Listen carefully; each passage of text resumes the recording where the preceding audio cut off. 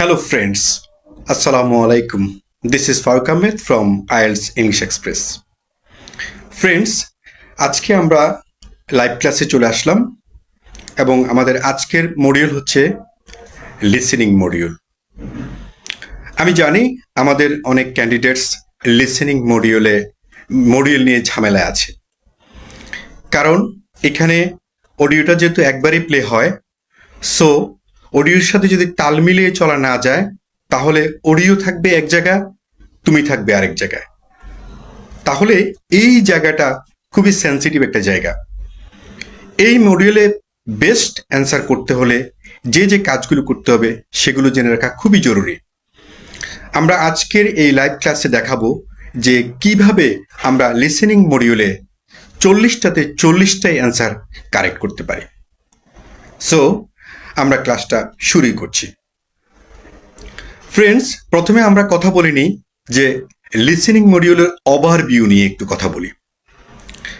আমরা জানি listening module মূলত যে টাইমিংটা, অডিওর যে টাইমিংটা, সেটা অ্যাপ্রক্সিমেটলি 30 মিনিটসের মতো হয় এবং 10 মিনিট অতিরিক্ত সময় থাকে যেটা তোমার অ্যান্সার ট্রান্সফার করার জন্য বলা হয় ওই 10 মিনিটসে। এর মানে কি? এর মানে হচ্ছে অডিও চলাকালীন সময়ে অ্যান্সারগুলো তুমি খুব দ্রুত অ্যান্সার স্ক্রিপ্টে তুলে নিবে এবং অডিও শেষ হওয়ার পর যে 10 মিনিট সময় দেওয়া হবে, এই 10 মিনিট সময়ের মধ্যে অ্যান্সার স্ক্রিপ্ট থেকে, অর্থাৎ কোশ্চেন বুকলেট থেকে অ্যান্সারগুলোকে খুব দ্রুত অ্যান্সার স্ক্রিপ্টে নিয়ে যেতে হয়। এই 10 মিনিট সময়টা খুবই গুরুত্বপূর্ণ একটা সময়, কারণ এই 10 মিনিটের ভিতরেই মূলত তোমার মূল রেজাল্টটা নির্ভর করছে। অডিও চলাকালীন সময়ে অ্যান্সারগুলো খুব দ্রুত তুমি তুলে নিয়েছো ঠিকই, হয়তো সেখানে স্পেলিং মিস্টেকও হয়েছে বা যাই হোক না কেন, যদি কোনো ঝামেলাও হয়ে থাকে, অ্যান্সার স্ক্রিপ্টে ট্রান্সফার করার সময় অবশ্যই খুব সতর্কতার সাথে এবং মনোযোগের সাথে অ্যান্সারগুলোকে দেখে দেখে সেগুলোকে অ্যান্সার স্ক্রিপ্টে উঠাতে হবে এবং মনে রাখতে হবে যে কোনো অবস্থাতেই যেন কোনো স্পেলিং ভুল না যায়, কারণ লিসেনিং এমন একটা টেস্ট যেখানে একটা অক্ষর ভুল হলেই তোমার অ্যান্সারটাকে ভুল বলে গণ্য হবে। তাহলে এখানে অত্যন্ত সতর্কতা দেখার বিষয় এটাই যে কোনো অবস্থাতেই যেন অ্যান্সার ট্রান্সক্রাইব করার সময় অ্যান্সার শিটে যখন অ্যান্সারগুলো উঠাবো সেখানে কোনো অবস্থাতেই যেন স্পেলিং মিস্টেক না হয়। ঠিক আছে, এ একটা বিষয় গেল। তো আরেকটা বিষয় আমি এক্ষেত্রে অ্যাড করে দিতে পারি যে স্পেলিং মিস্টেক যেন না হয়, সেক্ষেত্রে তোমরা অ্যান্সার স্ক্রিপ্টে লিসেনিং টেস্টের জন্য তোমরা কি অবশ্যই সেগুলোকে ক্যাপিটাল লেটার লিখতে পারো, যে ক্যাপিটাল লেটারে লিখলে অ্যান্সারগুলো পড়তে এবং বুঝতে খুব সুবিধা হয়। যারা স্মল লেটারে লিখে তাদের অ্যান্সার যদিও সঠিক হয়, কিন্তু অক্ষরগুলো বোঝা না গেলে তো অ্যান্সারটা ভুল হওয়ারই পসিবিলিটি থাকে। সো এক্ষেত্রে পরামর্শ হচ্ছে যে লিসেনিং টেস্টের অ্যান্সারগুলো অবশ্যই সবগুলো লেটার ক্যাপিটাল লেটারে চেষ্টা করা উচিত। আচ্ছা, এবার আমরা যদি অ্যাকসেন্ট নিয়ে কথা বলি, তাহলে সেখানে কোন কোন ধরনের অ্যাকসেন্ট ব্যবহৃত হবে? আমরা জানি লিসেনিং টেস্টে বিভিন্ন ধরনের অ্যাকসেন্ট ব্যবহৃত হয়। ফর এক্সাম্পল, সেখানে ব্রিটিশ অ্যাকসেন্ট ব্যবহৃত হতে পারে, সেখানে আমেরিকান অ্যাকসেন্ট ব্যবহৃত হতে পারে, নিউজিল্যান্ডের অ্যাকসেন্ট ব্যবহৃত হতে পারে, সেখানে অস্ট্রেলিয়ান অ্যাকসেন্ট ব্যবহৃত হতে পারে, সেখানে কানাডিয়ান অ্যাকসেন্ট ব্যবহৃত হতে পারে। ঠিক আছে, তাহলে এই অ্যাকসেন্টগুলোর সাথে আমাদের অবশ্যই একটা পরিচিতির দরকার আছে। অবশ্যই আমাদের এই অ্যাকসেন্টগুলো সম্পর্কে আগ থেকে ধারণা থাকতে হবে, আর এটা তখনই পসিবল যখন রিয়েল টেস্টে বসার পূর্বেই আমরা বারবার করে প্র্যাকটিস করব, বিভিন্ন অ্যাকসেন্টের যে ডায়লগগুলো সেগুলো শুনবো, শুনে আমরা ওই অ্যাকসেন্টগুলোর সাথে নিজেদেরকে অ্যাডজাস্ট করে নিব। আচ্ছা, এবার আসতেছি আমরা লিসেনিংয়ের পার্ট নিয়ে একটু কথা বলি, যে লিসেনিং মডিউলে মূলত কয়টা পার্ট থাকে বা কি আসে কি বিষয়। আমরা লিসেনিং মডিউলে মোট 4টা পার্ট থাকে। পার্ট 1, পার্ট 2, পার্ট 3 এবং পার্ট 4। এই 4টা পার্টের মধ্যে আমরা প্রতি পার্টের জন্য 10টা করে কোশ্চেন থাকে, অর্থাৎ প্রতি পার্টের জন্য 10টা কোশ্চেন, তাহলে টোটাল কোশ্চেন হচ্ছে 40টা। Total question 40টা। এবার আমরা দেখি যে এই পার্টগুলো কিভাবে সাজানো হয়েছে, এগুলোতে একটু ফোকাস দিই। যে আমরা জানি যে পার্ট 1-এ যে এটা একটা ডায়লগ, পার্ট 1 একটা ডায়লগ, সেখানে দুজন স্পিকার থাকবে। আর এই ডায়লগটা কিসের উপর ভিত্তি করে হবে? অবশ্যই সেটা একটা সোশ্যাল কনটেক্সটের উপরে ভিত্তি করে এই ডায়লগটা সাজানো হয়েছে। সোশ্যাল কনটেক্সট, সোশ্যাল কনটেক্সট বলতে আমরা কি বুঝি? যে ডেইলি যে সামাজিক প্রেক্ষাপটের উপর আলোচনা। ফর এক্সাম্পল, হতে পারে কোনো জব ভ্যাকেন্সি নিয়ে আলোচনা হতে পারে কোথাও অ্যাডমিশন নিয়ে আলোচনা হতে পারে, কোনো জিমে অ্যাডমিশন নিতে আলোচনা হতে পারে কোনো কমপ্লেন ভিত্তিক আলোচনা হতে পারে, যে কোনো একটা জিনিস হারিয়ে গিয়েছে তার উপরে একটা কমপ্লেন ভিত্তিক আলোচনা হতে পারে। সো ওভারঅল যে কথাটা আমরা বলতে চাচ্ছি সেটা হচ্ছে যে পার্ট 1 মূলত যে ডায়লগটা হবে, ওই ডায়লগটা হচ্ছে আমাদের সোশ্যাল কনটেক্সটের উপরে নির্ভর করে এই ডায়লগটা তৈরি করা হয়েছে। Social context clear? পার্ট 1 এখানে দুইজন স্পিকার থাকবে এবং আলোচনাটা হচ্ছে সোশ্যাল কনটেক্সটের উপরে। ওকে ফ্রেন্ডস, তোমরা কে কোথা থেকে আমাকে দেখছো একটু কমেন্টস করে আমাকে জানাতে পারো। ঠিক আছে, তোমরা কমেন্টস করে জানাতে পারো কে কোথা থেকে আমাকে দেখছো, এবং তোমাদের লিসেনিং মডিউল সম্পর্কিত যে কোনো প্রশ্ন, অথবা যদি আইএলটিএস সম্পর্কিত কোনো জন প্রশ্ন থাকে তোমরা প্রশ্ন করতে পারো কমেন্টসে, আমি চেষ্টা করব তোমাদেরকে উত্তর দেওয়ার জন্য। ঠিক আছে, তোমরা একটু আমাকে জানাও যে তোমরা কে কোথা থেকে আমাকে দেখছো। আচ্ছা, সো আমরা পার্ট 1 নিয়ে কথা বলেছি। পার্ট 1-এ আমাদের মূলত আলোচনা হচ্ছে সোশ্যাল কনটেক্সট নিয়ে আলোচনা, সেখানে দুজন স্পিকার থাকবে। আচ্ছা, এবার আমরা ফোকাস করব পার্ট 2 এর দিকে। সো পার্ট 2-তে কি আলোচনা থাকতে পারে? পার্ট 2-তে এটা একটা মনোলগ। পার্ট 2-র আলোচনা হচ্ছে মনোলগ, অর্থাৎ এখানে স্পিকার একজন স্পিকার থাকবে। ওই স্পিকার উনি কি বিষয়ে আলোচনা করবে? উনি এভরিডে টপিক নিয়ে আলোচনা করবে। এভরিডে টপিক এর ভিতরে কি হতে পারে? হতে পারে লোকাল ফ্যাসিলিটিস নিয়ে আলোচনা করছে উনি, হতে পারে গাইডেড ট্যুর হতে পারে উনি। তাহলে আমরা এখানে যেটা কমন সিনারিও যেটা দেখতে পাই সেটা হচ্ছে যে মূলত পার্ট 2-তে যে আলোচনা করা হয় সেটা লোকাল ফ্যাসিলিটিসকে কেন্দ্র করে আলোচনা হয়, অথবা গাইডেড ট্যুর যে আলোচনা, গাইডেড ট্যুর যে কোনো ট্যুরিজম ভিত্তিক একটা আলোচনা এখানে ক্রিয়েট করা হয়। ঠিক আছে, পার্ট 2 এখানে স্পিকার হচ্ছে একজন। আচ্ছা, মেহেদি হাসান সৈকত আমাকে দেখতে পাচ্ছ ফ্রম মুন্সিগঞ্জ থেকে দেখতে পাচ্ছ। সৈকত, ধন্যবাদ তোমাকে। তোমরা আমাকে কমেন্টস করে জানাতে পারো কে কোথা থেকে দেখছো আমাকে, এবং তোমাদের কোনো কোশ্চেন থাকলে আমাকে কমেন্টসে জানাতে পারো। আচ্ছা, সো আমরা এরপরে যদি আমরা ফোকাস করি পার্ট মেহেদি হাসান সৈকত হচ্ছে good instruction and helpful. Thank you Mehedi, তুমি আমাদের সাথেই থাকো। তোমার যদি কোনো কোশ্চেন থাকে তুমি আমাদেরকে কোশ্চেন করতে পারো। ঠিক আছে, ধন্যবাদ। আচ্ছা, এইবার আমরা যেটা পার্ট 2 এর ব্যাপারে বলেছি, পার্ট 2-এ একজন বক্তা, স্পিকার একজন। এখানে আলোচনা হচ্ছে লোকাল ফ্যাসিলিটিস নিয়ে আলোচনা হতে পারে, অথবা গাইডেড ট্যুর আলোচনা করতে পারে, একটা ট্যুরিজম কেন্দ্রিক আলোচনা হবে। আমরা যদি পার্ট 3-র দিকে ফোকাস করি তাহলে সেখানে স্পিকার কয়জন? এটা একটা ডায়লগ, সেখানে স্পিকার 2-এর অধিক। অবশ্যই সেখানে স্পিকার থাকবে 2-এর অধিক স্পিকার। সেটা 3জনও হতে পারে, 4জন হতে পারে, অ্যাট বেস্ট 4জন হতে পারে, অস্বাভাবিক কিছু না। ঠিক আছে, 4জন হতে পারে। তো 2-এর অধিক স্পিকার। এখানে আলোচনাটা কিসের আলোচনা? এটা মূলত একটা একাডেমিক আলোচনা করা হবে। যে এই আলোচনার বিষয়বস্তু কি হতে পারে, অর্থাৎ ছাত্র মিলে আলোচনা, অথবা ছাত্র শিক্ষক মিলে আলোচনা। কিসের উপরে? হতে পারে তাদের কোনো একাডেমিক কোর্স নিয়ে আলোচনা হতে পারে কোনো প্রেজেন্টেশন তৈরি করা হয়েছে, হতে পারে কোনো অ্যাসাইনমেন্ট নিয়ে আলোচনা করছে। আমি আবারও বলছি, এটা হচ্ছে একাডেমিক আলোচনা। এখানে আলোচনা করবে 2-এর অধিক স্পিকার, 2জনও হতে পারে, 3জনও হতে পারে, আবার 4জনও হতে পারে অ্যাট বেস্ট। তাহলে সেখানে ছাত্র অথবা ছাত্র শিক্ষক এভাবে করে আলোচনা করবে যে কোনো একটা প্রেজেন্টেশনের উপরে, অ্যাসাইনমেন্টের উপরে, অথবা কোনো কোর্স ভিত্তিক আলোচনা করতে পারে। তাহলে পার্ট 3 আমরা বুঝলাম একাডেমিক আলোচনা। আচ্ছা, এবার আমরা যদি পার্ট 4 এর দিকে ফোকাস করি, সেটাও একটা মনোলোগ। সেখানে স্পিকার থাকবে একজন, আর উনি কি আলোচনা করবে? ওনার আলোচ্য বিষয় হচ্ছে মূলত উনি একাডেমিক লেকচার দিবে। ওনার আলোচ্য বিষয় একাডেমিক লেকচার ও টক যেটাকে আমরা বলি। এটা যে কোনো ধরনের একাডেমিক আলোচনা, রিসার্চধর্মী কোনো গবেষণা প্রতিবেদন উনি আলোচনা করতে পারে। ঠিক আছে, একজন স্পিকার এখানে।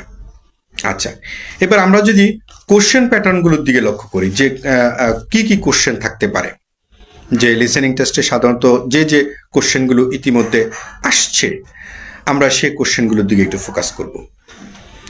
আমরা লক্ষ্য করি যে পার্ট 1-এ আমাদের জন্য যে আমরা টোটাল কোশ্চেনগুলো নিয়ে আলোচনা করি, কি কি ধরনের কোশ্চেন আমাদের রিসেন্ট যে টেস্টগুলোতে আসছে সেগুলো নিয়ে আমরা একটু আলোচনা করি। ফ্রেন্ডস, তোমরা কে কোথা থেকে আমাকে দেখছো তোমরা কমেন্টস করে জানাতে পারো, এবং তোমাদের যদি কোনো কোশ্চেন থাকে তোমরা আমাকে কোশ্চেন করতে পারো। আচ্ছা, আর আমাদের এই ভিডিওটা, আমাদের এই লাইভ ভিডিওটা তোমরা বেশি বেশি করে শেয়ার করতে পারো, ঠিক আছে, যাতে করে অন্যরাও লাইভটা দেখতে পায়। আচ্ছা, এখানে কোশ্চেনগুলো কি হতে পারে তাহলে আমরা সেগুলো ফোকাস করি। ফার্স্ট অফ অল আমাদের কোশ্চেন 1, যেটা এখানে ফর্ম হতে পারে, অথবা নোট যেটা বলি নোট হতে পারে, অথবা টেবিল, ফ্লো চার্ট কমপ্লিশন। অর্থাৎ এটাকে আমরা অনেকে শূন্যস্থান পূরণ বলি, বাংলাতে শূন্যস্থান পূরণ বলি, ফিল ইন দি গ্যাপস যেটাকে বলা হয়। কি কি ফিল্ড হতে পারে? ফর্ম হতে পারে, একটা ফর্ম ফিল আপ হতে পারে, একটা নোট ফিল আপ হতে পারে, একটা টেবিল কমপ্লিশন, অথবা ফ্লো চার্ট কমপ্লিশন। এই জাতীয় একটা প্রশ্ন প্যাটার্ন একেবারেই কমন লিসেনিং টেস্টের জন্য। আচ্ছা, 2 নম্বর কোশ্চেন প্যাটার্ন কি হতে পারে? Multiple choice question. মাল্টিপল চয়েসের কথা শুনলে অনেকেই ভীত সন্তুষ্ট হয়ে পড়ে যে মাল্টিপল চয়েস লম্বা লম্বা বড় বড় হবে কিনা, বা অপশন করা থাকবে কি আসে বিষয়। ঠিক আছে, সো এইগুলো নিয়ে আমরা ডিটেলস আলোচনা করব, টিপস টেকনিক্সগুলো নিয়ে ডেফিনেটলি আমরা কথা বলবো। ঠিক আছে, তার আগে আমরা কোশ্চেন প্যাটার্নগুলো নিয়ে একটু আলোচনা করে নিই। আমাদের মাল্টিপল চয়েস কোশ্চেনের ভিতরে আমরা কারেন্ট যে টেস্টগুলোতে আমরা দেখতে পাচ্ছি যে সিঙ্গেল মাল্টিপল কোশ্চেনও থাকতে পারে, একেবারেই কমন, আবার ডাবল মাল্টিপল কোশ্চেনও থাকতে পারে। ঠিক আছে, সিঙ্গেল মাল্টিপল এবং ডাবল মাল্টিপল, এই 2 ধরনের মাল্টিপল কোশ্চেন পরীক্ষাতে আসে। এরপরে কি প্রশ্ন আসতে পারে? যে ম্যাপ লেভেলিং অর ডায়াগ্রাম, যেটা ম্যাপ লেভেলিং। ম্যাপ লেভেলিং এর ব্যাপারে কি হচ্ছে, আমরা ইদানিং গত 5 বছরে আমরা যেটা দেখতে পাচ্ছি যে এর আগে 5 বছরের সিনারিওর আগেও যেটা আমরা দেখতাম যে ম্যাপ লেভেলিং একেবারেই কমন একটা কোশ্চেন প্যাটার্ন ছিল পার্ট 2 এর জন্য। ঠিক আছে, বাট গুগল ম্যাপের কারণে আমরা দেখতে পাচ্ছি যে ম্যাপ লেভেলিংটা ইদানিং টেস্টে কম আসছে, কারণ গুগল ম্যাপ আমাদেরকে ওই ম্যাপ লেভেলিং ব্যাপারে অনেকটা হেল্প করে দিয়েছে। এই জন্য এই কোশ্চেনের প্যাটার্নের পরিবর্তে অন্য কোশ্চেন প্যাটার্ন আসে। সে কোনটা কোশ্চেন প্যাটার্ন সেটা আমরা কথা বলবো। তার আগে আমরা বলছি যে এখানে ম্যাপ লেভেলিং বা ডায়াগ্রাম লেভেলিং আসতে পারে, এটা 50-50 চান্সেস রয়ে গেছে ম্যাপ লেভেলিং এর ব্যাপারটা। এরপরে আমরা শর্ট অ্যান্সার কোশ্চেন যেটা রয়েছে, শর্ট কোশ্চেন যেটা অ্যান্সার ক্রিয়েট করার জন্য বলা হয়, 1 ওয়ার্ড হতে পারে বা 2 ওয়ার্ড হতে পারে, শর্ট অ্যান্সার কোশ্চেন্স। এই ধরনের প্রশ্নপত্র আসতে পারে। Summary completion. সামারি কমপ্লিশন একেবারে কমন একটা কোশ্চেন প্যাটার্ন, যে সামারি কমপ্লিশনটা রেগুলার প্রশ্নপত্রের ভিতরে থেকেই যায়। এটা আমাদের জন্য খুবই গুরুত্বপূর্ণ, সামারি কমপ্লিশনটা। অ্যান্ড আমরা এই ইতিমধ্যে যেটা দেখতে পাচ্ছি যে সিনারিওটা যেটা আমাদের ম্যাপ লেভেলিং এর পরিবর্তে যে কোশ্চেন প্যাটার্নটা আসতেছে, সেটা আমরা দেখতে পাই যে কমেন্টস ম্যাচিং যেটাকে বলা হয়, অর্থাৎ কমেন্টস অর ইনফরমেশন ম্যাচিং। এটা খুবই গুরুত্বপূর্ণ একটা কোশ্চেন প্যাটার্ন। এটা ইতিমধ্যে এই কোশ্চেন প্যাটার্নটা খুব বেশি হিট করছে। তোমরা এই ব্যাপারটা খুব সিরিয়াসলি এই কোশ্চেন প্যাটার্নটা দেখবে। এই হচ্ছে মোটামুটি লিসেনিং এর কোশ্চেন প্যাটার্নগুলো নিয়ে আমরা আলোচনা করলাম যে কি কি কোশ্চেন রিয়েল টেস্টে আসতে পারে। আচ্ছা ফ্রেন্ডস, তোমরা কে কোথা থেকে আমাকে দেখছো আমাকে কমেন্টস করে জানাতে পারো। এরপর আমরা পরবর্তীতে যে আলোচনা যাব যে টিপস এবং টেকনিক্সগুলো নিয়ে আমরা আলোচনা করব। টিপস এবং টেকনিক্স, ফান্ডামেন্টাল যে টিপস এবং টেকনিক্সগুলো, সেগুলো নিয়ে তো আলোচনা করার জন্য আজকে এখানে আমরা উপস্থিত হয়েছি। আমাদের লিসেনিং মডিউলে ক্যান্ডিডেটসরা খুবই ভীত সন্ত্রস্ত হয়ে পড়ে, যেহেতু অডিওটা একবারই প্লে হয় এবং সেটা দ্বিতীয়বার শোনার কোনো সুযোগই থাকে না, যে কারণে তারা কোন কোন টিপসের আলোকে সেগুলো ধরতে পারবে, ইজিলি ক্যাচ করতে পারবে প্রশ্নগুলো, সেগুলো নিয়ে তাদের কনফিউশন থেকেই যায়।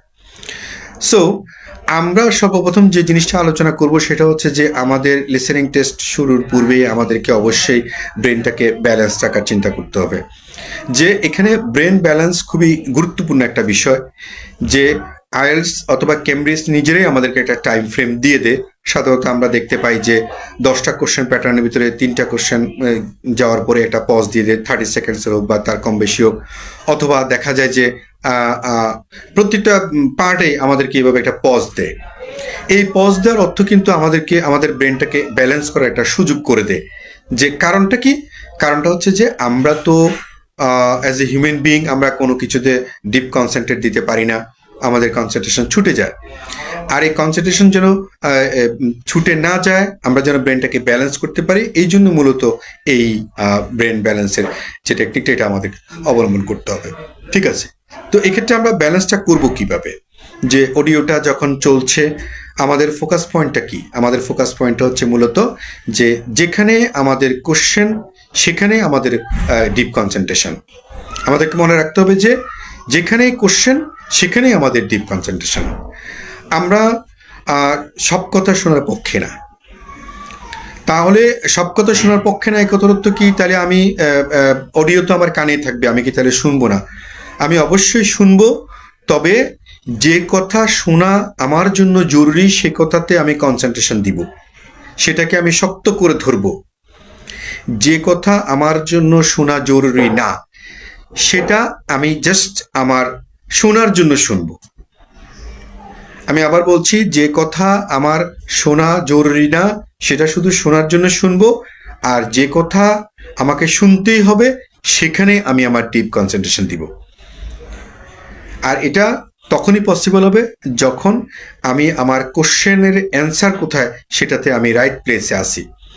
যখন যেখানে আমার প্রশ্ন সেখানে আমি খুব শক্ত করে নিজের অবস্থানটা তুলে ধরব।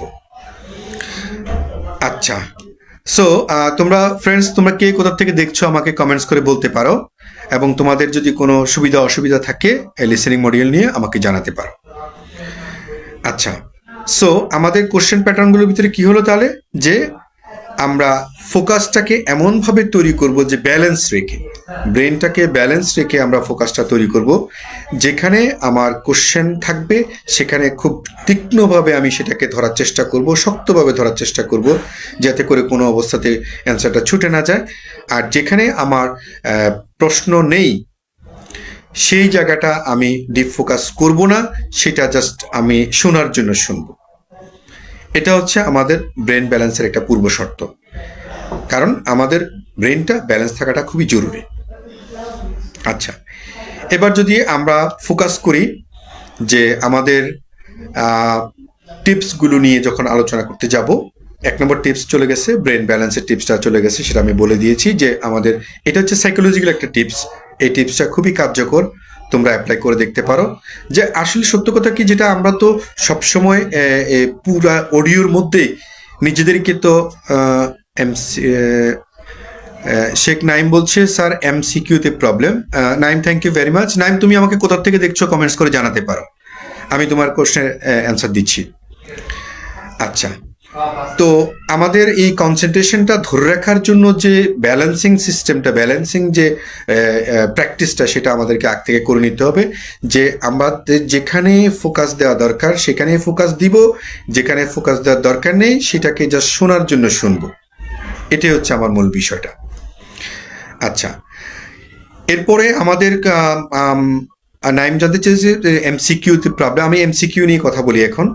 আমাদের এমসিকিউতে একেবারে কমন কোশ্চেন।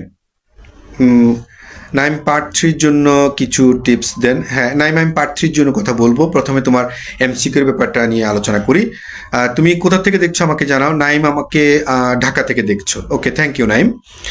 আচ্ছা, এমসিকিউর ব্যাপারে আমি ক্লিয়ার বলতে চাই যে আমাদের রিয়েল টেস্টে এমসিকিউ তো অবশ্যই থাকবে, এটার কোনো ব্যতিক্রম হওয়ার কোনো সুযোগ নাই। সো এমসিকিউর প্যাটার্নটা কেমন হচ্ছে? ফার্স্ট অফ অল, আমরা যে পার্ট 2তেও আমরা এমসিকিউ পাওয়ার পসিবিলিটি থাকে এবং পার্ট 3তেও এমসিকিউ পাওয়ার পসিবিলিটি থাকে। এই দুইটা পার্টে মূলত এমসিকিউ পাওয়ার পসিবিলিটি সবচেয়ে হাই। তো পার্ট 2তে যখন আমরা এমসিকিউ যেগুলো পাবো, ওগুলোতে কোশ্চেনটা বলো অথবা অপশনগুলো বলো খুব একটা বড় হয় না। কোশ্চেন এবং অপশনগুলো খুব একটা বড় হয় না, এটা মাথায় রাখতে হবে। আর পার্ট 3তে যে এমসিকিউগুলো হয়, ওগুলো অবশ্যই কোশ্চেনটাও বড় হয় এবং অপশনগুলো বড় বড় সেন্টেন্সের হয়। এখানে ডিফিকাল্টি লেভেল যাচাই করার জন্যই এই টেস্ট দেওয়া হয়েছে। এই কারণে দেখা যায় যে পার্ট 3-র জন্য যে কোশ্চেন প্যাটার্নটা সেটা একটু ডিফিকাল্টি হবে এবং পার্ট 2-এর জন্য যেটা সেটা কিছুটা ইজি হওয়ার পসিবিলিটি থাকে। তো আমরা এমসিকিউতে কিভাবে এমসিকিউটা আমরা নিশ্চিত করব? ফার্স্ট অফ অল, আমরা খুব দ্রুত এমসিকিউর কোশ্চেনটাকে কিওয়ার্ড ধরে হাতে মুঠে নিয়ে নিব। অর্থাৎ কোশ্চেনটা আমি বুঝতে পেরেছি, খুব দ্রুত আমি এই কাজটা করব এবং পাশাপাশি যে অপশনগুলো রয়েছে অপশনগুলোর কিওয়ার্ডগুলোকে ফোকাস করে অপশনগুলো হাতের মুঠে নিয়ে নিব।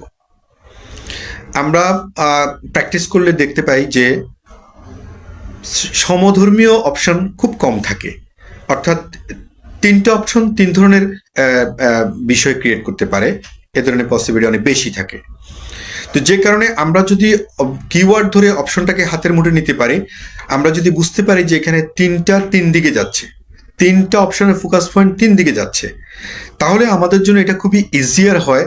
যখন ওরিও চলবে তখন আমরা রিয়েল অ্যান্সার কোনটা হবে বা রিয়েল অপশন কোনটা সেটা ধরতে পারবো খুব সহজে। এবং এমসিকিউর জন্য সবচেয়ে বেস্ট টিপস যেটা, সেটা হচ্ছে যে ভুল অপশনটা কেটে দেওয়া। অর্থাৎ আমরা চেষ্টা করব ভুল অপশনটা ধরার জন্য। অনেকে আমরা একদম কান খাড়া করে রাখবো সঠিক অপশনটা ধরার জন্য। যেহেতু এটা একটা টিপস এবং টেকনিক্সের বিষয়, এখানে ভুল অপশনগুলোকে খুব ফলো করে সাজানো হবে, ফলো করে বলা হবে, তুলে ধরা হবে, আর যেটা সঠিক অ্যান্সার সেটাকে হালকা করে ছেড়ে দেওয়া হবে। তো সেক্ষেত্রে যারা ভুল অ্যান্সারটা ক্যাচ করতে পারবে এবং সেটা কেটে দিতে পারবে, তাদের পক্ষেই এমসিকিউর অ্যান্সারটা 100% সঠিক দেওয়ার পসিবিলিটি থাকে। ফর এক্সাম্পল, আমি যদি একটা কথা বলি যে এখানে 3টে অপশন রয়েছে একটা এমসিকিউতে, আমি একটা অপশন কাটতে পারলাম, অর্থাৎ একটা যে ভুল নিশ্চিত সেটা আমি বুঝতে পেরেছি এবং সেটা কেটে দিলাম, আর 2টো অপশন এখনো রয়ে গেছে এবং এই দুটোর ভিতরে কোনটা সঠিক সেটাও আমি জানি না। তো সেক্ষেত্রে আমাদের অ্যান্সার হওয়ার পসিবিলিটি থাকে 50-50 চান্স থাকে আমাদের অ্যান্সার সঠিক হওয়ার পসিবিলিটি। সো এক্ষেত্রে এমসিকিউর কাজগুলো করতে হলে আমাদেরকে চেষ্টা করতে হবে যেন ভুল অপশনটা ধরতে পারি এবং সেটা কাটতে পারি। এ ধরনের একটা পরিস্থিতি আমাদেরকে চিন্তা করতে হবে আগ থেকে, তাহলে এমসিকিউর কোশ্চেন অ্যান্সার কারেক্ট দেওয়ার পসিবিলিটি অনেক বেশি বেড়ে যায়। ঠিক একই কথা আমাদের ডাবল মাল্টিপল চয়েসের ক্ষেত্রে প্রযোজ্য। আমরা জানি যে ডাবল মাল্টিপল চয়েসও খুবই কমন কোশ্চেন প্যাটার্ন আমাদের লিসেনিং টেস্টের জন্য। ডাবল মাল্টিপল চয়েসও এখানে 5টা অপশন থাকে, মোট 5টা অপশন থাকে, 5টা থেকে আমাদেরকে 2টা অপশন কারেক্ট বেছে নিতে হয়। তো সেক্ষেত্রেও আমরা কি করব, এই 5টা থেকে যে কোনো অবস্থাতে আমরা চেষ্টা করব ভুলগুলো কাটার জন্য। অর্থাৎ আমরা যদি 2টো ভুলও কাটতে পারে তাও 3টে অপশন থাকে আমার হাতে, 3টা থেকে যে কোনো 2টা তো হবে, অর্থাৎ 3টা থেকে 2টা দিলে একটা তো 100% কনফার্ম হবেই, একটা বা নাই হইল। আমরা চেষ্টা করব যে ভুলটা কাটার জন্য। আমাদের এই ভুল ধরার যে মানসিকতা সেটা খুব বেশি প্রোগ্রেস করতে হবে, যাতে করে ভুল অপশন ধরতে পারলে সেটা কাটবো এবং সঠিকটা নিশ্চিত করবো। আমাদের এই আলোচনাটা এভাবে থাকে যে এমসিকিউতে ভুল অপশনগুলো ধরবো, সেগুলো কাটবো এবং সঠিকটা নিশ্চিত করব। এটা হচ্ছে মূল বিষয়। আচ্ছা, এবার আমরা কোশ্চেন প্যাটার্ন নিয়ে কথা বলবো। পার্ট 3-র জন্য যে ব্যাপারটা বলেছ, না, পার্ট 3 ব্যাপারে যেটা বলেছ, আসলে আমরা জানি যে পার্ট 3টা তো একেবারেই মানে ডিফিকাল্টি লেভেলের ভিতরে পড়ে যাচ্ছে। আমরা জানি আমাদের ক্যান্ডিডেটসরা পার্ট 3 করতে গিয়ে অনেক সমস্যা পড়ে যায়। আমরা অনেকে আবার পার্ট 4 কেও বলে যে পার্ট 4 ডিফিকাল্টি লেভেল নাকি অনেক বেশি। তো আমরা বলি যে না, পার্ট 4 থেকে পার্ট 3টা ডিফিকাল্টি লেভেলটা একটু বেশি থাকে, যদি সেখানে বড় বড় মাল্টিপল চয়েস থাকে। এই মাল্টিপল চয়েসটাই মূলত যত সমস্যা। মাল্টিপল চয়েস যত বড় অপশন থাকে এবং কোশ্চেন বড় থাকে, যে কারণে এটা যে সময়টা আমরা হাতের মুঠে পাই ওই সময়টাতে আমরা অপশনটা পড়ে বুঝে সেটা অ্যান্সার করতে পারি না, আমাদের জন্য একটু একটু টাফ হয়ে যায়। যদি সময় পাওয়া যেত তাহলে হয়তো সেটা অপশনগুলো পড়া যেত, কোশ্চেনটা ভালো করে হাতের মুঠে নেওয়া যেত। ঠিক আছে, সো এক্ষেত্রে মেহেদি হাসান সৈকত বলছে good tricks for listening MCQ. Thank you Saikat. আচ্ছা, এরপরে আমরা যেটা পার্ট 3 ব্যাপারে যেটা বলছি, হ্যাঁ এখানে আমাদের জন্য সবচেয়ে সুবিধার যেটা, যে পার্ট 3-তে এমসিকিউ যদি থাকে সেক্ষেত্রে এমসিকিউ তো 4টা বা 5টা থাকবে, পাশাপাশি যে 4টা বা 5টা প্রশ্ন থাকবে সেটা হয়তো কোনো কমেন্টস ম্যাচিং বা ইনফরমেশন ম্যাচিং এর উপর হতে পারে। সো সেই 5টা ধরা আমাদের জন্য অনেকটাই সহজ। সেখানে কিওয়ার্ডগুলো হাতের মুঠে নেওয়া যায় এবং অ্যান্সার কারেক্ট করার পসিবিলিটি অনেক বেশি থাকে। যে পার্ট 3-র জন্য এটাই। পার্ট 3-তে যদি, হ্যাঁ এখানে আবারও বলছি, যদি বড় বড় এমসিকিউ থাকে সেগুলো পড়ে বুঝে অ্যান্সার করাটা একটু ডিফিকাল্ট হয়ে যায় সময়ের কারণে। যদি সময় পাওয়া যায় তাহলে তো পসিবল ছিল সময়ের কারণে। কিন্তু পার্ট 2-এর পার্ট 3 যে বাকি যে কোশ্চেন প্যাটার্নগুলো সেগুলো আমরা খুব সহজে ধরে ফেলতে পারি। এগুলো কমেন্টস ম্যাচিং থাকে, ইনফরমেশন ম্যাচিং থাকে, খুব সহজে আমরা ধরে ফেলতে পারি। ঠিক আছে, আর এখানে পার্ট 4 নিয়ে একটু কথা বলি। পার্ট 4-এর ক্ষেত্রে আমাদের অনেক ক্যান্ডিডেটস এটাকে ডিফিকাল্টি লেভেলের সর্বোচ্চ চূড়া মনে করে। হ্যাঁ আমরা জানি যে আসলে লেভেলটা ওভাবে প্রগ্রেস করা হয় যে আস্তে আস্তে ধারে ধারে তো ডিফিকাল্টি লেভেলের দিকে ধাবিত হয়। পার্ট 4-এর ক্ষেত্রে এই জিনিসটা হয় যে স্পিকার একটু স্পিডি কথা বলবে। ঠিক আছে, অর্থাৎ স্পিকারের কথা বলার স্পিড লেভেল একটু হাই থাকে, কিন্তু সেখানে অ্যান্সারগুলো ধরা খুবই সহজ এবং 10টাতে 10টা অ্যান্সার ধরাই পসিবল। তো এটা কিভাবে পসিবল? যে মূলত এটা পসিবল হবে তখনই যখন আমরা স্পিকারের যে কথা বলার ধরনটা, ওই ধরনের সাথে নিজেরা হ্যাবিচুয়েটেড হয়ে যায়। আমি আবারও বলছি, স্পিকারের কথা বলার যে ধরন, ওই ধরনের সাথে যদি নিজেরা হ্যাবিচুয়েটেড হয়ে যায় তাহলে সেখানে অ্যান্সার 10টাতে 10টাই ধরা পসিবল। তাহলে এখন এই কাজটা কিভাবে করতে হবে? অবশ্যই রিয়েল টেস্টে বসার পূর্বে বারবার করে প্র্যাকটিস করতে হবে।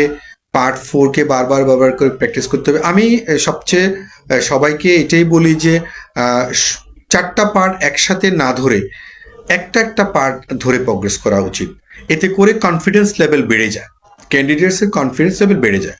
ফর এক্সাম্পল পার্ট 1 খুবই সহজ, সেখানে 10টাতে 10টা কনফার্ম করা পসিবল।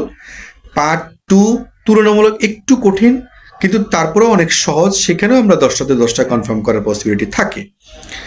এবং পার্ট 4 সাথে নিজেদেরকে অ্যাডজাস্ট করে নিতে পারলে, স্পিকারের যে স্পিকিং ফ্লো তার সাথে অ্যাডজাস্ট করে নিতে পারলে সেখানে আমাদের অ্যান্সার 10টাতে 10টা কনফার্ম করার পসিবিলিটি থাকে। শুধুমাত্র পার্ট 3-র ব্যাপারে আমি একটু বলবো, যেহেতু সেখানে যদি বড় বড় মাল্টিপল চয়েস কোশ্চেন থাকে সেক্ষেত্রেও তো সেখানে 4টা 5টা কোশ্চেন থাকলে সেখানে তো দুটো 3টা বা 2-1টা ভুল হয়ে যেতে পারে, বা বাকি যে কোশ্চেন প্যাটার্নগুলো আছে সেগুলো কারেক্ট করার পসিবিলিটি অনেক হাই থাকে। এই হচ্ছে অবস্থা।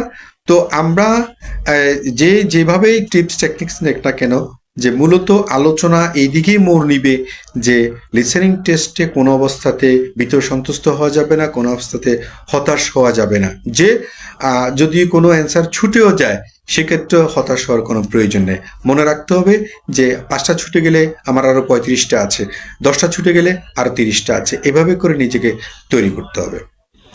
এটা হচ্ছে সাইকোলজিক্যাল যে ব্যাপারটা। কারণ আমরা জানি যে আমরা যদি একবার যদি ফ্রাস্ট্রেটেড হয়ে যায়, একবার যদি কনসেন্ট্রেশন লেভেল আমাদের থেকে ছুটে যায়, তাহলে আমাদের পরবর্তী যে প্রশ্নপত্রগুলো রয়েছে সেগুলোতে এফেক্ট করবে এবং আমরা সেগুলো সঠিক অ্যান্সারটা ধরতে পারবো না।